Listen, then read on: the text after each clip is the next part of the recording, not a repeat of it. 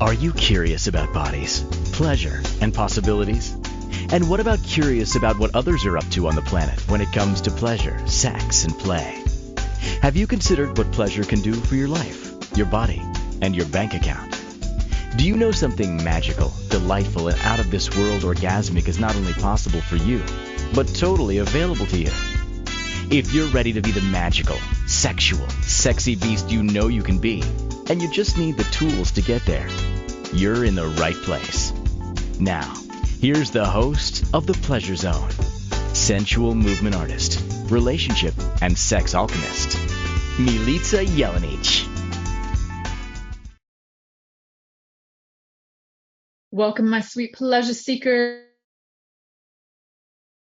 I hope everyone is having a fabulous day out there in listening and watching viewing land. We are having a great time in our lives in this household, so I hope you guys are too.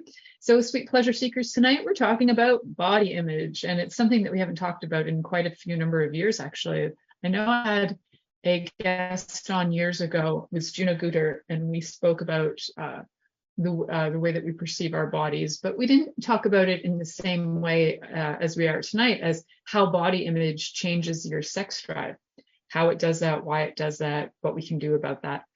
So body image is a little bit different than confidence. It's a little bit different than self-esteem. It's how we view our bodies, and how we view our bodies, how that has an impact on our self-esteem, how that has an impact on our confidence, how those things can impact the desire that you have and the drive that you have.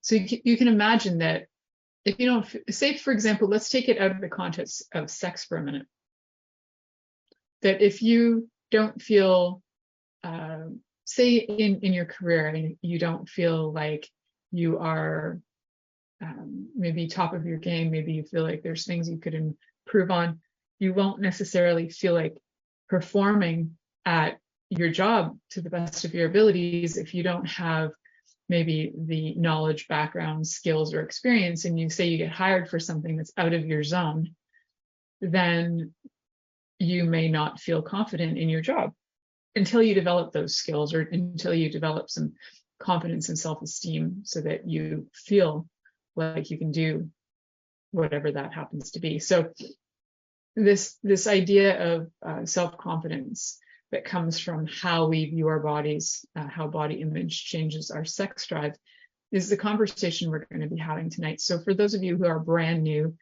to the Pleasure Zone, you are in for a treat, because this show always brings about information that has to do with body, sex, intimacy, pleasure, arousal, desire, all those great words. And we often look at things from a historical context, from sometimes a psychological, often a psychological, tonight is psychological, and also the context of sociological and spiritual. So we have a lot of different ways of looking at things on this show. I often have guests that come on also who are experts. So if you are listening for the first time, you're like, hey, that sounds interesting. How many shows are there? Well, there's over 400 shows that you can go and listen to, or 450, I believe now, that you can go listen to, as this show has been on for 9 years, over 9 years. And there is a lot of different topics that I've talked about. So we go live every Monday at 8 p.m. Eastern. So if you are listening on another time and another day, and you want to listen in live someday, come on over to Inspired Choices Network. You can come right in the chat room and ask me questions. You can also send me questions through email. I love getting emails. In fact, next week's episode is going to be based on a listener's request. So how fun is that? So we will talk about what that show will be later on. So what is body image? And for some of you who are listening out there, this may not always translate linguistically to other languages. Body image, maybe this is a Western concept, I don't know. But body image has to do with how we imagine or see our bodies. So if you see your body in some way, but somebody else sees your body in another way, which I know happens, then your body image might be slightly askew. Like it might not be in tandem with reality. So I remember having some pretty skewed body image for a very long time. And I was watching a show with my husband one night. I'd been asking this question of myself, like, what does a sexy body look like to me? And I didn't really have a really idea what a sexy body would look like and what my body would like to look like if it was sexy, what would it look like? And then I was watching a show with my husband, and poof, I think it was called Nymphomaniac. It was like a French show on Netflix years ago, like 10 years ago, probably somewhere out there in viewing land somewhere. And while we were watching it, my body went boom, like there was this like flashlight that went off in my brain, and it was that body. It's that body that I find very sexy. Like that's the body. And I said to my husband, wow, she's hot. Like that's the body that I want. Like she's got, and he turned and laughed at me. He's like, you actually, that, like, are you kidding me? Like that is your body. So you can understand how I didn't even see myself for reality. So it can be helpful sometimes to play that little game with yourself. Like, what is sexy to me? And then see what it is. And it's actually kind of fun to gain other people's perspectives, because the truth is you probably are closer to that in a lot of ways than you even know. There is kind of a saying or a thought that we often are attracted to bodies that are more like our own body. So, we don't always, not always, but there's this tendency, and people talk about it more in the queer community, like, hey, you're going to be like hot for somebody who looks kind of like you. I have to say, for me, I am kind of like hot for my body type. So that's cool. But I like lots of body types. So that was a really eye-opening experience for me to go, wow, I didn't even see myself like that, for one. How is it that I missed all that? Like, where have I been? How have I been so disconnected to myself and how I feel? And I realized that at the time, I had very, very low self-esteem, low confidence in myself. I had gotten out of a very abusive relationship. And my husband was very incredibly patient with just watching me kind of go through my own thing and just going, really? Like, you think that's true about you? So he was very patient with that and able to, in his own way, facilitate me to see myself and be present with myself and have more confidence in me. Just actually sometimes his silence or his questions that can be really simple, like, really? That it can be that simple. So if you have low body image, if you can't like feel connected to your body and you're not liking your body, what are the chances that you even want to take your clothes off in the presence of another human being? Do you even like taking your clothes off in front of yourself, in front of a mirror and seeing yourself? So if you have an issue with that, then we already know there's body image stuff going on. If you can look at parts of yourself in the mirror, but not other parts, then we know exactly what to target and to see what is it about that you have issue with. Like, where have you decided that is a very unattractive part of you? And sometimes it takes a while. I have what I would call a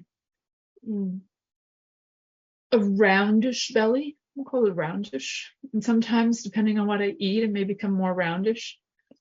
And there are days where I'm very like boldly confident about it. And then there are days where I'm very not confident about it.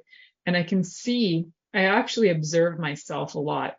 So I can see that when I'm having a low confidence, usually belly related, sometimes, wow, if I just had bigger boobs and everything, like sometimes there's that going on. So when the confidence is down, I can see how it reflects in my mood, how it reflects and it's actually my body image, how it affects my confidence, how it affects my self-esteem, how it affects the way I am around others, whether, insecurities come out or different things will show up that show me that, hey, something's off today and you're not really connected to yourself and you're not having gratitude for your body. And then usually I can kick myself out of that. When I notice it, I can usually kick myself out of that within a few minutes by actually starting with gratitude. And then I think of things like, okay, so you know what? Gratitude for my belly, because my belly, if I didn't have it, what if there was tumors, if I had to have like surgeries, if I had all kinds of things that could be going wrong, my belly is healthy. So there's no issue. So gratitude for having a belly, gratitude that I have a belly. I'm really grateful that I have intestines that do their job. And then I also remember that I had a friend who was like 90 pounds soaking wet. And she even had a little belly, because we have intestines in our body. Not everybody can have the flat abs. And yes, I'm sure I'm going to get notes from people going, well, if you just did this, and if you just worked out your abs, and if you just, I don't want to work out my abs. So that's not my thing. I don't actually want a flat belly. So, and sometimes it has to do with posture. I may be having a posture that day that throws everything off. And Ziva and I, if you haven't watched the show, Ziva was on in June doing a few shows with me. So Ziva's my child. And we were doing something the other day. We were creating a pattern, a dress pattern. So there's this like message for any of you out there who are into weird, wacky things around new and interesting sewing techniques and cosplay, making your own costumes. And one of the things that you can do to make your own pattern is to wrap yourself in cellophane. I did this with my clothes on. You wrap yourself in cellophane, and then you put duct tape on top of the cellophane, and then you cut it, and then you cut it into different parts, and then you can make your patterns out of it. Super fun, quite funny. And as we're taping, I was joking, not joking. I said, but what if I get like, what if I'm wearing this costume and I get bloated? I don't want to like bust out the seams of this costume. So I stood there and I like pushed my belly out as far as I could. And Ziva, in all their sweetness, was like, oh, look at your tummy.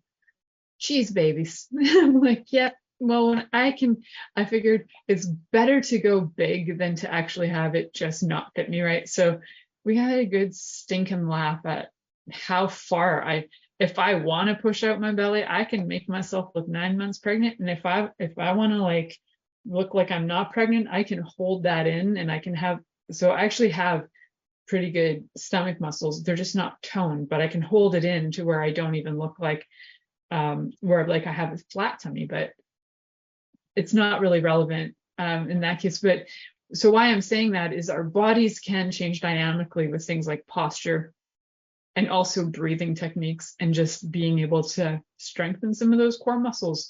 And actually, your core muscles can strengthen when you do when you engage your PVC, like your pubal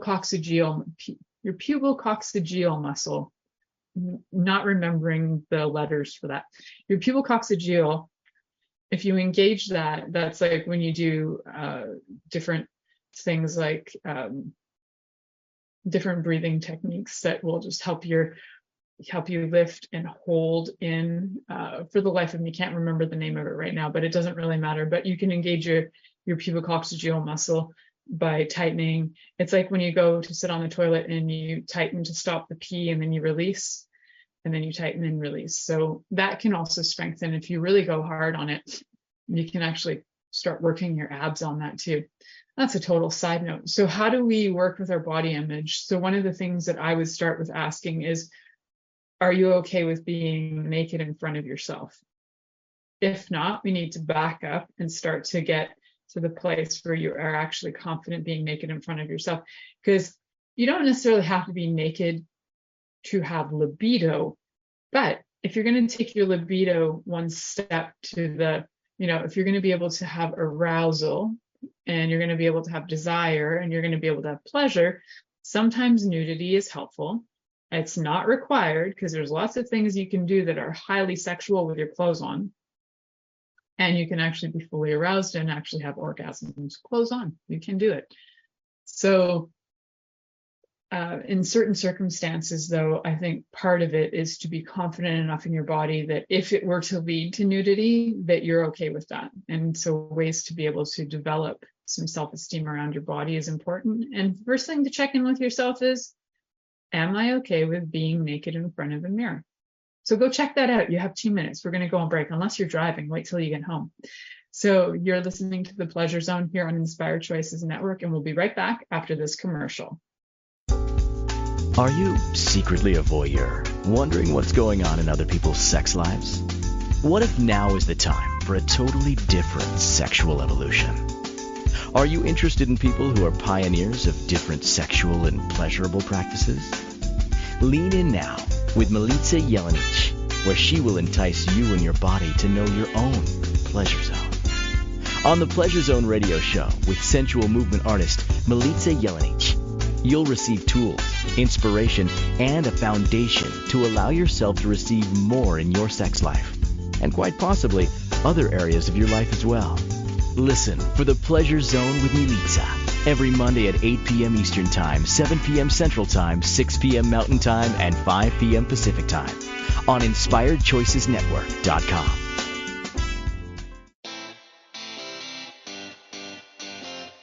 Are you a subject matter expert? Are you here to share your expertise with an audience waiting to hear from you in only the way you can deliver? Are you ready to have your voice amplified across the airwaves? Inspired Choices Network has a global radio platform streaming to millions of people across the world. Professionally produced and supported by an accomplished team every step of the way, you can broadcast from anywhere in the world, knowing your voice matters, and we ensure it is delivered with ease and efficiency. Eager to hear your message, the world awaits. Contact us today to become an Inspired Choices Network radio host. Email become a host at inspiredchoicesnetwork.com. This is the Pleasure Zone with sensual movement artist Milica Jelenic. To participate in the program today, join our live studio audience in our chat room at inspiredchoicesnetwork.com. You can also make the choice to ask or comment by email. info@milicajelenic.com. Now, back to the program. Welcome back, my sweet pleasure seekers. Tonight we're talking about body image and how it affects your sex drive, your libido. And there is actually research out there on this, research in different ways, as in, there are clinical psychologists who have written about their different experiences with people, and there's probably actual research that has been done. I didn't go and seek that out today. I just know for a fact that body image can affect your libido. So let's just think about this. If you don't feel attractive in any way, like if your body doesn't feel attractive, if you feel like, then all of a sudden your body isn't attractive, and then you think about all the other things, because usually that negative self-talk becomes a tumbleweed that throws you into other things. Well, I'm not good enough. Well, that means I'm not lovable. Well, then I'm not lovable. Well, then I'm stupid. Well, if I'm stupid, then I'm useless. If I'm useless, then that means that I'm a waste of skin. If I'm a waste of skin, who even wants to have sex with me? Why bother? Who's going to even take the time to bother to get me aroused? It doesn't even matter. I'm not even valuable. You can see how like one thing could just go on this. Yes, I may have been a bit exaggerating, but I actually don't think I am, because I've had my brain do that before. And I've been in relationship prior. The last relationship, not the one with my husband, was one where there was intentional breaking down of self-esteem, like breaking my self-esteem down in order to have them feel like they're valuable, and that, well, if I'm super shitty, who would want to be with me? So, gaslighting, narcissism, all that great stuff. And so if you happen to be with somebody who's busting your self-esteem, your number one thing is get the heck out.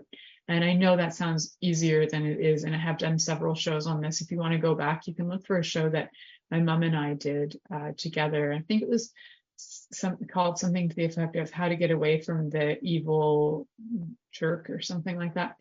Anyway, my mom's name is Danella Hessler. So if you go on to Inspired Choices Network and you seek that show out, there are several shows I did with my mom, but you'll find those episodes.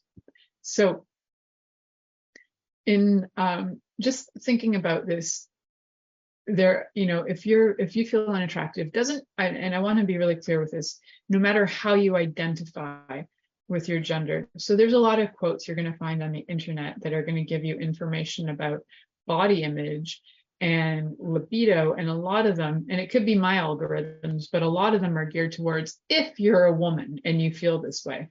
I want to say that if you are a living being with a body and you feel this way, no matter how you gender identify, how you sexually identify, and how, whatever your identity is, if you have low body image, it often affects your self-esteem and your confidence.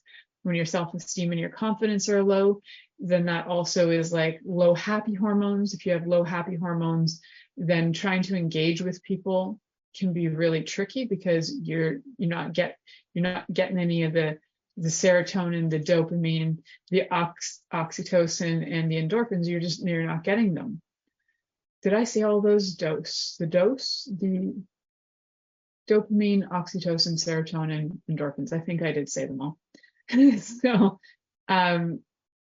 if you're not feeling that, if your body's not picking up on that, you also, it could be self-esteem, could be body image, could be that your body is so chronically stressed, or, could be chronic PTSD. It could be so chronically stressed or stuck in something that your thought patterns are stuck, your body gets stuck. So when you're in a parasympathetic overdrive and your body is in freeze mode, it's going to have things not function very well, like your digestive system, your heart rate, your circulation. All these things start to slow down.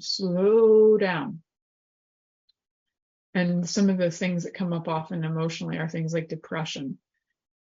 So, and dissociation. There's a few things. So if you feel dissociated, you're not connected to your body and often not to other things. It's when you like blank out, and you could blank out for hours.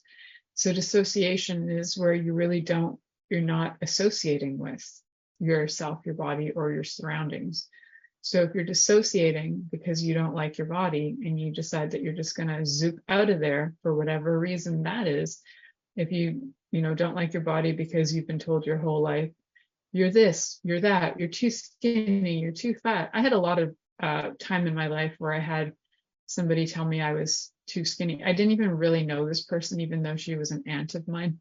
And every time I saw her, the only thing in my life this woman ever said to me in my whole life was, "Hi, Milica, you're so skinny."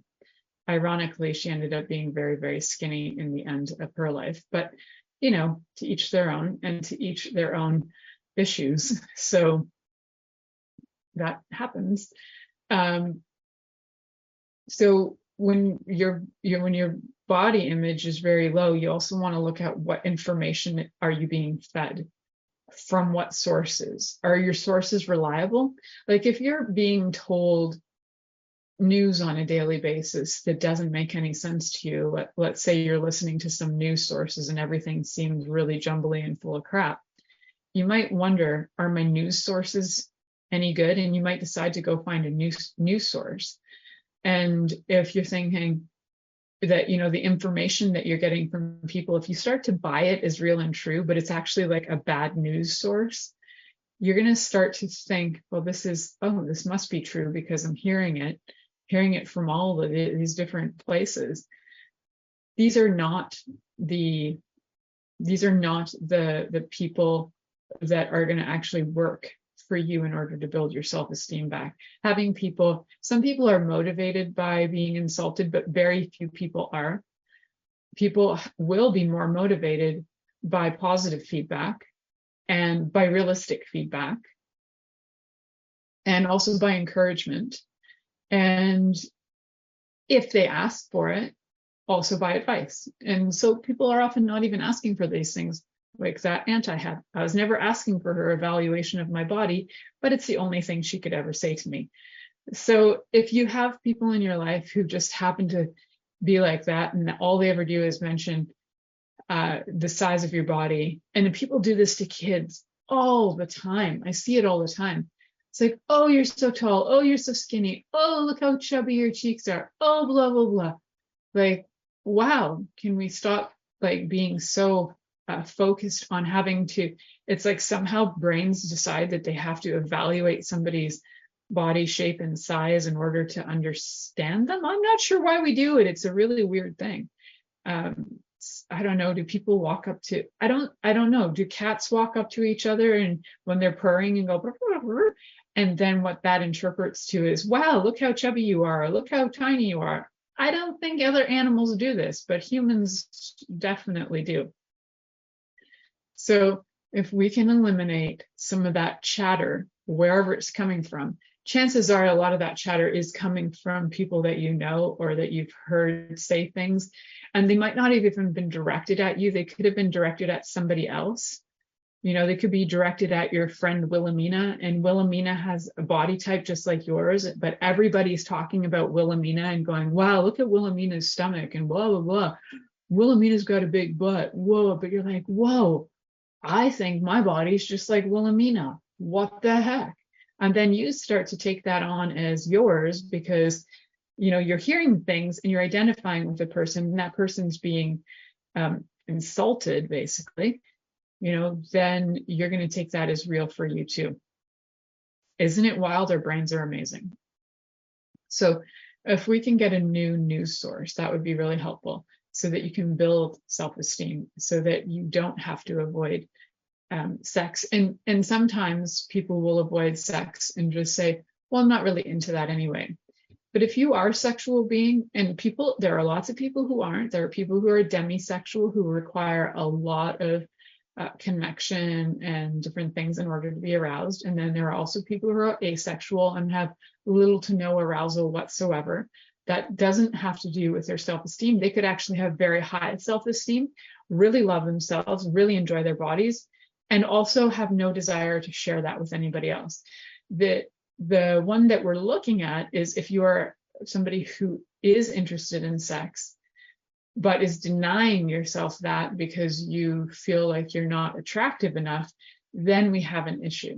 So I wanted to be clear on where there's actually an issue and where sometimes it's an identity, where maybe you're just asexual and there's nothing wrong with you. If you have good self-esteem, you're loving yourself, you're loving the people around you or not, like you're very knowing who you're hanging out with, knowing the feedback you're getting, you're confident in the world, your body's healthy, all of that, you're good to go.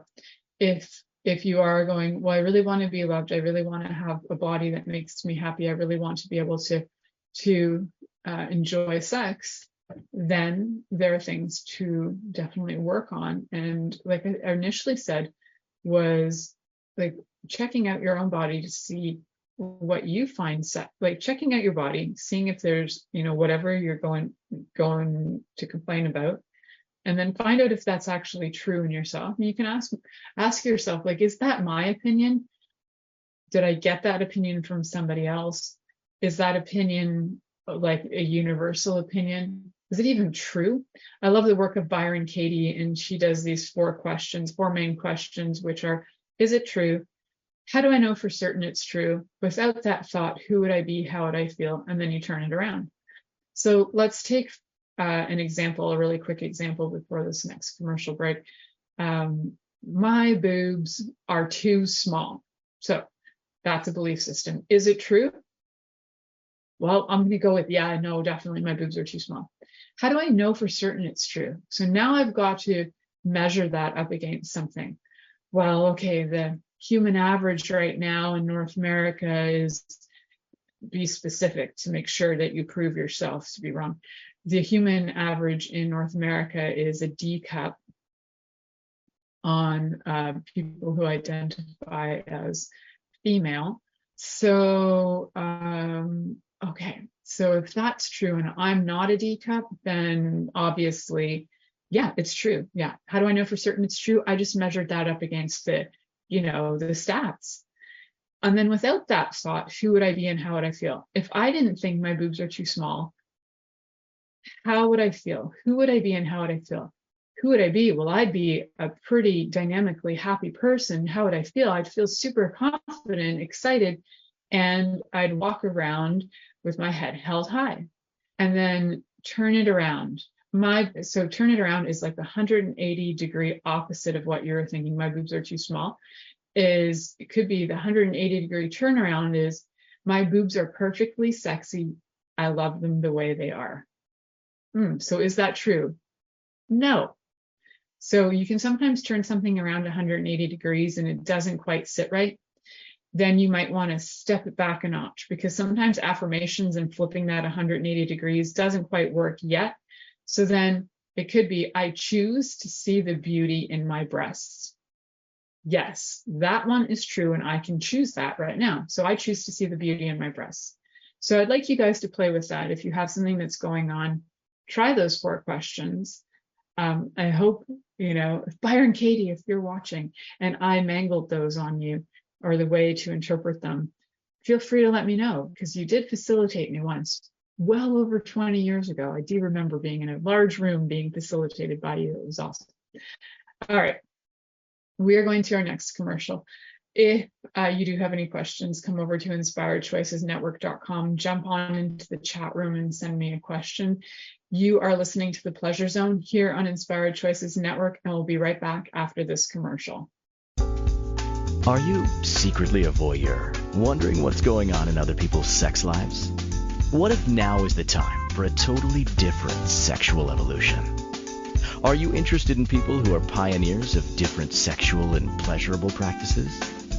Lean in now with Milica Jelenic, where she will entice you and your body to know your own pleasure zone. On the Pleasure Zone radio show with sensual movement artist Milica Jelenic, you'll receive tools, inspiration, and a foundation to allow yourself to receive more in your sex life, and quite possibly other areas of your life as well.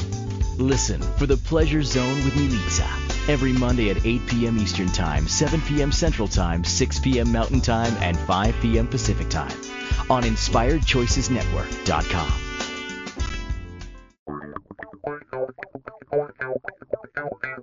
Interested in masturbating for money, copulating for consciousness, and pleasuring on purpose? 21 Days of Sexual Magicism with sensual movement artist Milica Jelenic is an exploration of tools, processes, and actions that you can use to create more for your life, your body, your money inflows, and so much more. Graduated learning for all levels of interest. Learn at your own pace via video classes or join the yearly live class. Take a peek at www.milicajelenic.com.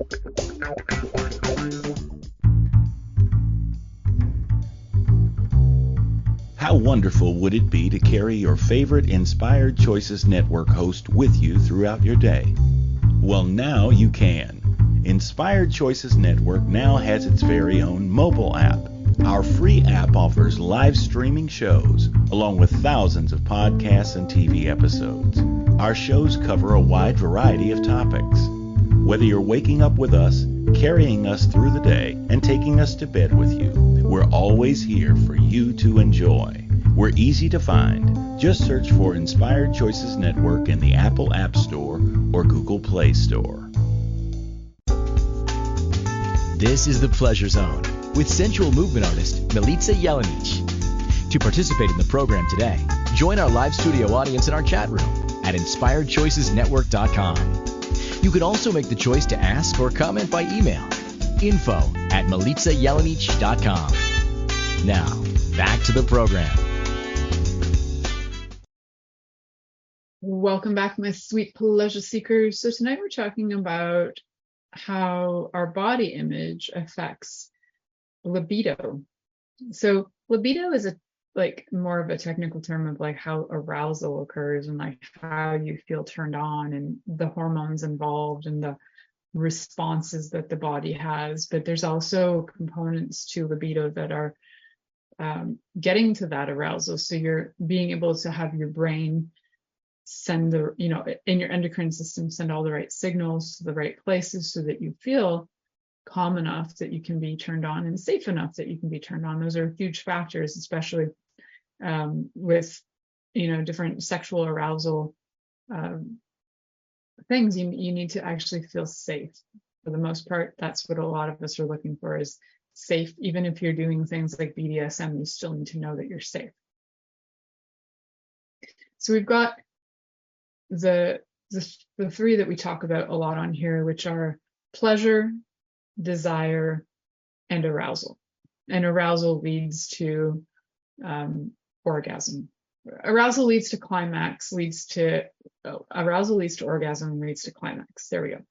So when we have like an interruption in that, it's like a signal that's not going quite correctly into, it's like if you're watching a TV show and it starts glitching, or you're trying to get the download. I get this a lot when I'm watching shows because our internet's not the best where I live. And, sometimes you're going through and then it has to compress all the information, and you're waiting. So your body will do that too, and it'll slow things down. So you might have started off going, oh, I'm like 1% aroused today. How fascinating. And then maybe it's creeping up a little. And for you, that might be a lot of arousal. And you're like, oh, okay. So I feel a little pleasure in my body. Awesome. Cool. And then their desire might kick in. You're like, oh, you might approach your partner and feel the desire. Now, if they come back to you and say something, and I'll use a thing that was actually said to me in my lifetime, believe it or not. This is the weirdest, funniest thing I was ever told. You're not Asian. Now, I know that might surprise some of you who are listening and watching me, that I'm not Asian, but I'm actually not Asian. I know, it's surprising. But that was a really strange comment that threw me right off, because the person at the time had like an Asian fetish. And since I was not Asian, this did not work for them. And they needed to imagine me as Asian in order to have sex with me or something. It was very confusing, but I'm so glad that that person's not in my life anymore. So when you're told you're not Asian and you're not this, and you don't have a tiny Asian body because you're a 5'11" European, that your body doesn't actually work for them, but they're trying to own you and it's ugly and it gets weird, then you may not have the greatest confidence going in, and your body image just might have gone shot out the roof because you don't even know what just happened. And now you're confused and wondering, why am I not Asian? How did that happen? And then you realize why you're not fully Asian, but you may have traces of Asian in your blood, but you're not really sure. But you're not 100% Asian. So that doesn't work. And now you're thinking that you're nuts. So that real life scenario there did happen, and it actually threw me for a loop. For a while, I thought there's got to be something wrong with me. This person has me convinced. And I'm not like an unintelligent person. And at the time, I was just like really healing from some trauma, just trying to feel a little bit better about myself. And they knew, because they could see the glowing lights on my forehead, that I was an ideal specimen for their experiment to see if they could take advantage and all that stuff. And it worked. It worked for them because they knew exactly what to say and how to manipulate. So that situation was quite messy, and my self-esteem got worse and worse and worse, and my body image was so bad that I couldn't even see my reality. So by the time I met my husband, I was so confused as to even why he thought I was attractive. I was so confused. And he would just laugh at me. He's like, you're so out of my league, but thanks. And I'm like, I don't even know what you're talking about, because I'm apparently nobody's league because I'm not Asian. But I was actually not only in somebody's league, but in a league that they were willing to stick it out for the last 10 years. So if you are with somebody who's got you convinced that you're the least attractive person in the universe, then perhaps get away from that. And if you happen to be with somebody who totally adores you, then listen to them and hear what they have to say about you, because they're telling you something about you that they absolutely adore. And often they're just trying to find ways to engage with you more and more, even if it seems odd. What they're doing may seem strange, but anyway. So when we have like super low self-esteem and going through those kinds of things, it may take a while to be able to build yourself back up, having a really good support system, whether that's friends, family, lovers, whatever it happens to be, that give you a different mirror to see yourself from. If your old mirror was stinky, cracked, and like foggy all the time, you can't really see the true self that you are. And if the people you're surrounded with keep reflecting stuff to you that's not accurate, like a broken, steamy, sticky, messy mirror, then you're not going to see clearly who you are. So who are your mirrors that give you clarity of who you are? Not the shit you hear in your head about I'm not good enough, I'm not cute enough, why am I not loved? Find your mirrors that reflect you, that you are loved, you are lovable. And as my grade 3 teacher would say, I am lovable and capable. She didn't just say it, she had all of us say it. She was amazing. I am lovable and capable. And that was 40 years ago. And that affirmation has stayed with me for life. So if you're not feeling lovable, if you're not feeling lovable, one of the ways to start that is to start with something really simple, is I choose to see as one thing. Actually, you could just start with that, because sometimes you're not actually seeing. And I choose to love. And then you might want to add on, I choose to love myself. But I might start with I choose to see, because if you're not seeing clearly, I choose to see with clarity. I choose to see my body with clarity. I choose to see my body with clarity and love. And I have clarity and love for my body. I am clarity, I am love for my body. You can see how affirmations can switch and develop over time. As you play with them, they can evolve. And if you're not at the place of I love my body, I choose to love my body, I choose to find beauty in my body, I choose to find what is lovable about my body. You can go with those for a bit until you find that and feel it, experience it.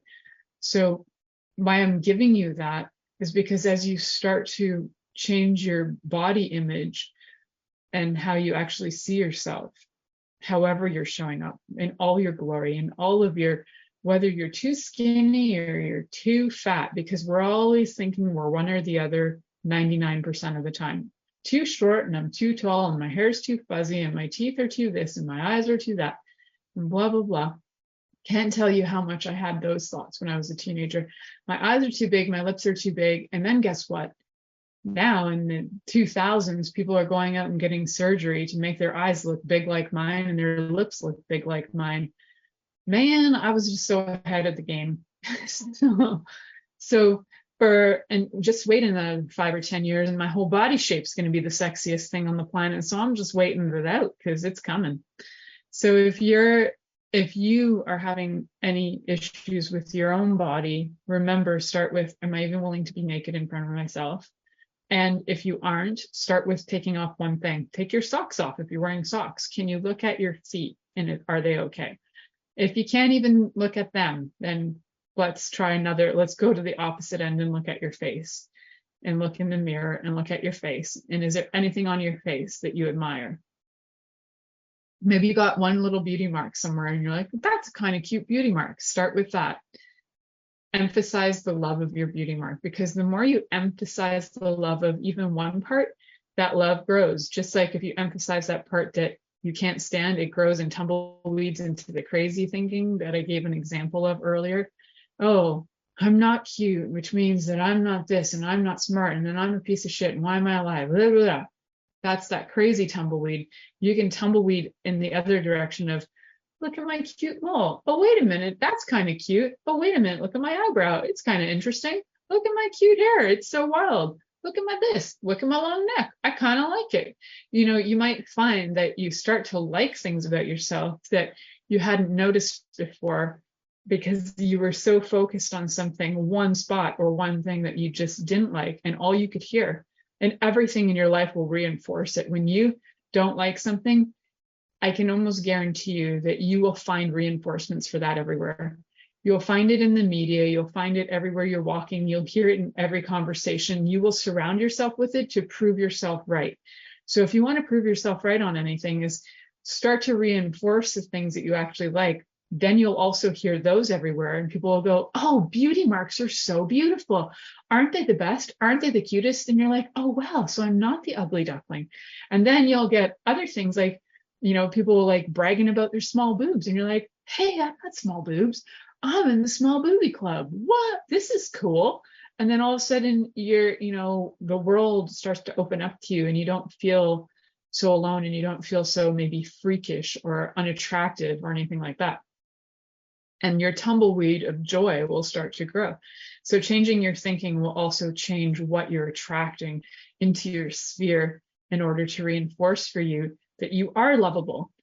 And whatever's going on with you that's got you having a strange body image, the fact of the matter is you've probably been surrounded by mirrors that are cracked, that are foggy, that are not interpreting you correctly. So you are not getting the image coming back at you that is accurate.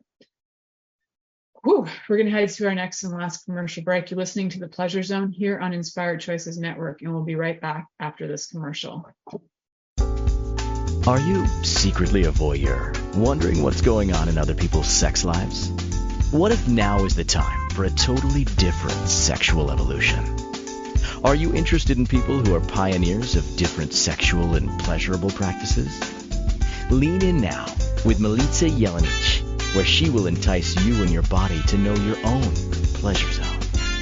On the Pleasure Zone radio show with sensual movement artist Milica Jelenic, you'll receive tools, inspiration, and a foundation to allow yourself to receive more in your sex life, and quite possibly other areas of your life as well. Listen for the Pleasure Zone with Milica every Monday at 8 p.m. Eastern Time, 7 p.m. Central Time, 6 p.m. Mountain Time, and 5 p.m. Pacific Time on InspiredChoicesNetwork.com. This is the Pleasure Zone with sensual movement artist Milica Jelenic. To participate in the program today, join our live studio audience in our chat room at InspiredChoicesNetwork.com. You can also make the choice to ask or comment by email, info@MilicaJelenic.com. Now, back to the program. Welcome back, sweet pleasure seekers. Tonight we're talking about body image and how that affects your libido. Your libido. That word, the libido. You know, it's the one that we all have that we don't want to say or talk about. It's the libido. So if you have a libido, which most people have a libido, it doesn't mean that they necessarily use it for somebody. Even if you're asexual, you have a level of libido, but that doesn't mean you're going to act out on that. Act out on it as in like take sexual action with it. You might use your libido for other things like creativity, singing, dancing, playing, whatever. So I'm talking about today how when you feel unattractive, what happens is that it puts a bit of a stop in the cycle of arousal, right? So if you're feeling unattractive, you're not going to have the pleasure in your body that will have you build desire, that will have you then have arousal. So there is something that it just cuts those signals right off.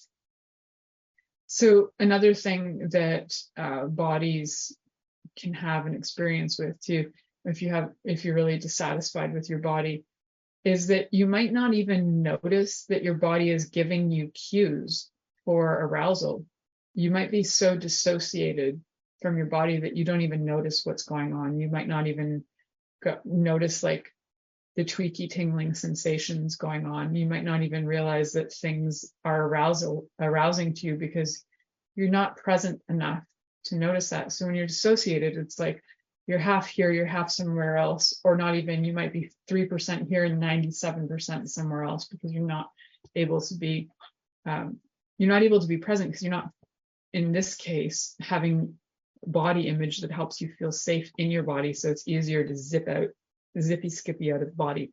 I know this one well. I lived with it for a very long time. And my body was an absolute demonstration of what being disconnected from your body leads to. It was leading me to health issues. I was walking into things like walls. I even walked into this gigantic 3x3 cube planter on a street that should have been evident, but I was so out to lunch that I didn't even notice it. That was in my 20s.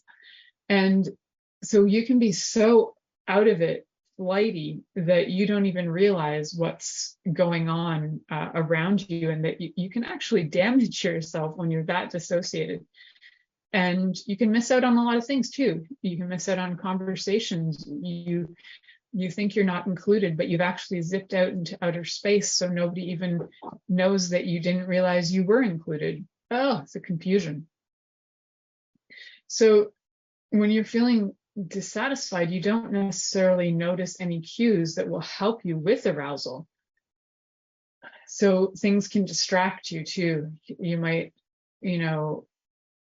be thinking, oh, I'm slightly turned on. Oh, but there's laundry to do. So then that becomes more important. Or there's this to do. Oh, the stressors. So you can't have yourself be totally present and okay with your body, because it's so much easier to be distracted and not be present in your body. And a lot of this is also research, again, done or information that my algorithms are showing me about women, but I know this is also true for all bodies. All bodies require pleasure, desire, and arousal. And if one of those is cut, then you are going to have the other things not necessarily go in place. Although, for some bodies with penises, they can have arousal actually all bodies can have arousal with no desire and no pleasure. Just sometimes there's pressure and stimulation, but there's actually no desire or no pleasure. So we do need the desire piece in order for it to be both legal and enjoyable. So that's important. And if you're completely distracted and you're not really choosing it, but your body's still turned on, you're going to miss those cues as well. The cue of, yes, my body's turned on. However, I am not interested in you or having sex with you. So now all of a sudden your body's in a position that is messy. It's a messy, messy place. So that's a conversation for a whole other day, because that's a big, big conversation. And we have talked about that a lot on the trauma shows that I've done on here, about how bodies can end up showing signs of arousal even when there's no desire for sex at all. And that's not a good thing. So what we want to do is decrease the negative self-talk. So if you start to notice that you are, ripping on your body and, this is blah, and this is blah, and oh, my this, and oh, my that, take a minute and stop. And sometimes I think of it this way. If that body part was a child, would I talk to it that way? If my breasts were like a little child, would I constantly say to them, you're not good enough, you're not big enough, you're not this enough, you're not that enough? No, that's abusive. So a lot of our negative self-talk in general is abusive, self-abuse, but probably abuse from others from before, and we're just hearing that and thinking it's true and real in ours, but it's not. Well, there's all that. Let's build our self-esteem. Just start with a few things. Have some gratitude for your body and move forward. We're going to have a great show next week all about belly buttons and belly button pleasure. Thank you for listening to The Pleasure Zone with sensual movement artist Milica Jelenic. The Pleasure Zone returns next Monday at 8 p.m. Eastern, 7 p.m. Central, 6 p.m. Mountain, and 5 p.m. Pacific on InspiredChoicesNetwork.com. We hope you'll join us. Until then, have the best week of your life by choosing to be turned on and tuned in to your body.